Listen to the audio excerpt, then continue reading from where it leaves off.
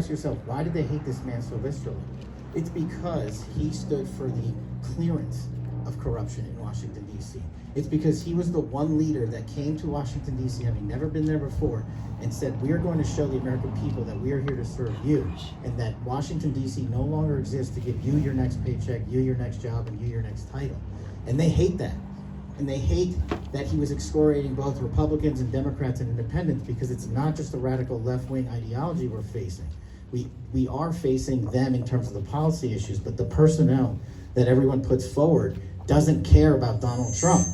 And the best example we have, the best example we have of that is the last election cycle that they did rig, and the same architects from the intelligence community utilized this 51 intelligence letter that you guys are so familiar with, that was orchestrated by the Biden campaign with the same architects from the Clinton campaign who we faced off beforehand.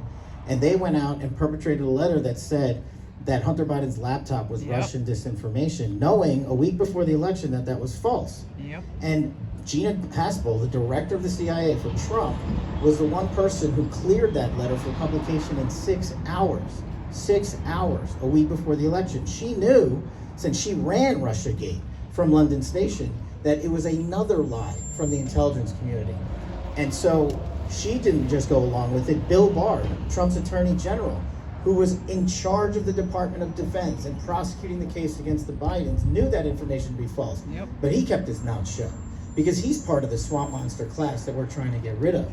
And what happened? Obviously, Trump lost the election, but if you go and talk to voters from that election specifically, and you now tell them the truth, which is your job to tell everyone else, they say they would have voted overwhelmingly for Donald Trump.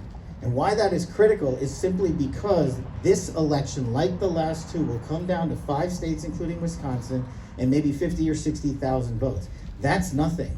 That's nothing. This crowd of people right here can deliver a chunk of that for Donald Trump. And as we go out through these battleground states, I'm going to ask the same thing of everyone else that we come across, whether it's in Georgia or Nevada or Pennsylvania or North Carolina, what have you. It's the same exact message. We can't go out there and say, yes, Donald Trump has the best policies for the border, for ending the forever wars, for wiping out terrorism, for bringing home American hostages, and having an economic prosperity boom for America. That's what he's going to deliver on his Agenda 47. What we have to do is follow him behind him. We've already got the leader, we've already got the policies. If Kamala Harris had a single policy that was better than Donald J. Trump, she would have implemented it by now. She would have done it in her 4 years. Don't let her get away with the, oh, I'll do it in 3 more months when I'm elected president. She's had 1,300 days to make sure our communities aren't flooded with CCP fentanyl, our children aren't murdered by the narco traffickers and the illegal immigrants pouring into this nation. Donald Trump has the common sense and the audacity to come in and say, America first, we will deport all the illegal immigrants so there will not be any more rape and crime and murder and drug trafficking in our communities here in Wisconsin and across the state.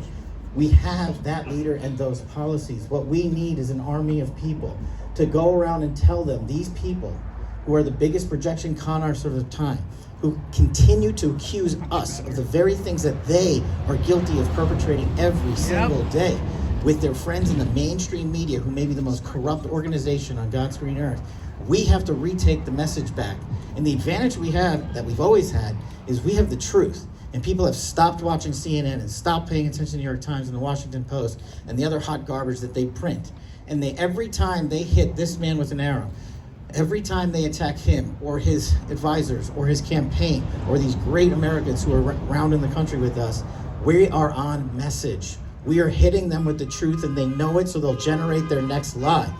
And so we got to get that guy over here. And so what you guys have to do is motivate your communities, not just your neighbors. Find 10 people you don't know.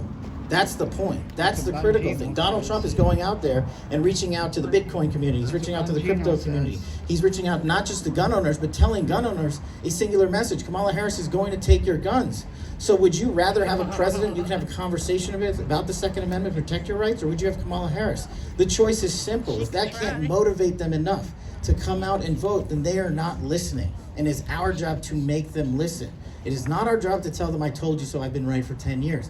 That's not the mission. It's our job to tell them you were lied to. You voted based on a lie. If this country votes on the truth, we will overwhelmingly send Donald Trump to the White House. And the national security mission of this country, the law enforcement mission of this country, the folks that wear the badge in everyday communities across this country has been depleted because the Harris administration has said, we won't care for our troops first, we'll care for the Ukraine. The Harris administration has said, we won't care for our cops first, we will care for another man's war in another country. And they will pay for it to the tune of $200 billion. And what Donald Trump, I believe, stands for is taking care of our 55,000 homeless veterans first, taking care of our first responders, taking care of our children, and taking care of our cops and our teachers. America First is so far and wide, and his agenda is so widely spread out these last 4 years that the mainstream media cannot combat it. So what they do is personally attack us. And look, the personal attacks are going to continue on you. The fact that you're here, someone's going to come after you. And you just got to do what this great man does and ignore it and double down on the truth. And that's what we have. If you want a president and a commander-in-chief, whether I was at chief of staff at DOD or as deputy director of national intelligence, you want a man that reprioritizes the most important thing that a commander-in-chief can do, which is serve the no-fail mission of this country to defend our nation. And what we have seen just in the news in just the last couple of days, after President Trump was already shot, after President Trump already had an assassination attempt, the deep state's operational arm, their two-tier system of justice, through Merrick Garland and Christopher Wray, who is illegally spying on Americans constantly, came up again and said, Wray, the director of the FBI, I don't know if it was a bullet that hit Donald Trump. This guy's the top cop. He's not stupid. He's saying that intentionally. Then they stand next to Merrick Garland just 2 weeks ago and say, Russia, Russia, Russia's back. Well, how about the fact that the Democrats in the Harris administration invited Vladimir Zelensky to Pennsylvania just 2 days ago and had the governor there, the Democrat, signing bombs and putting their signatures on American-made bombs that the Harris administration has prioritized to ship overseas to serve again this world war that happened on their watch. Not to mention the fact that that might be the biggest form of election interference we've ever seen. Maybe we can have an investigation on that, but we can't have any accountability with this current leadership structure.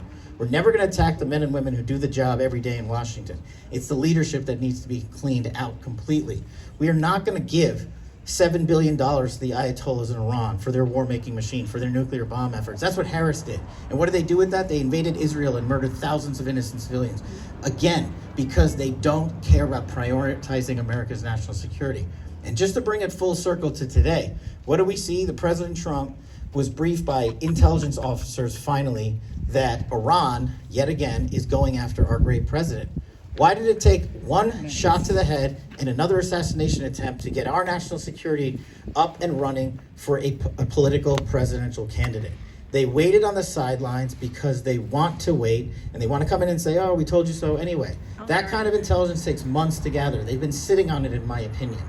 And the fact that they didn't deliver it is an intentional decision by leadership to deprive you of that knowledge and our great leader of the protection he deserved. And so we must go out there and tell Americans that if you want a safe generation for your children, if you want a safe border, if you want safe jobs, if you want safe schools, there's only one candidate in this race that is running to do that. And that is Donald Trump and J.D. Vance. And that's why these votes here are so critical. If you can pick up 10, 15, 20, even 30, 40, 50 votes, you are making a monumental difference in where this country will go. And what we must end is the two-tier persecution of every American. As President Trump says, they're coming after him. He's just in the way. But they're going and raiding your schools and your houses of worship. They're coming and knocking on your doors, not his. And they're going to continue to double down on that effort because that's the only way they know how to wipe out the America First movement, is not with the truth and not with facts, but with hatred of our movement and with the abuse of our laws and the corruption in Washington, D.C. We need to retire forever the dynasties of the Bush, Gore, Clinton, Biden administrations permanently, and the Cheneys permanently. And the only man running to do that head on is Donald J. Trump, and that's why they are all coming for him with a vengeance. But they're coming for you. And the fact that you're here and the fact that you're in every county we've been here in Wisconsin shows us that this is worth the fight. This is worth the mission. This is worth putting the rubber to the road. And so it's an honor to be here. And my singular message to you is you have the greatest leader God has ever given us in Donald J. Trump. You have the greatest mission set. We cannot vanquish this opportunity that we've been given by sitting on the sides. Showing up one day is not enough. Thanking you today will not happen. It won't. Thank you tomorrow won't happen. We've got 41 more days. 41 more days to multiply this effort right here in this county and across this state and the rest of America. And everyday Americans are going to listen to you when you pick one issue. The good news is you don't have to solve the big picture issues. Donald Trump will solve the big picture issues. You have to solve the local issues that have been routing through our community and ravaging our children and our safety. And you guys are responsible for that message. And if you carry that message on, I promise you, we will see you on November 6th with a victory for Donald Trump as our 47th president of the United States. Thank you, Wisconsin.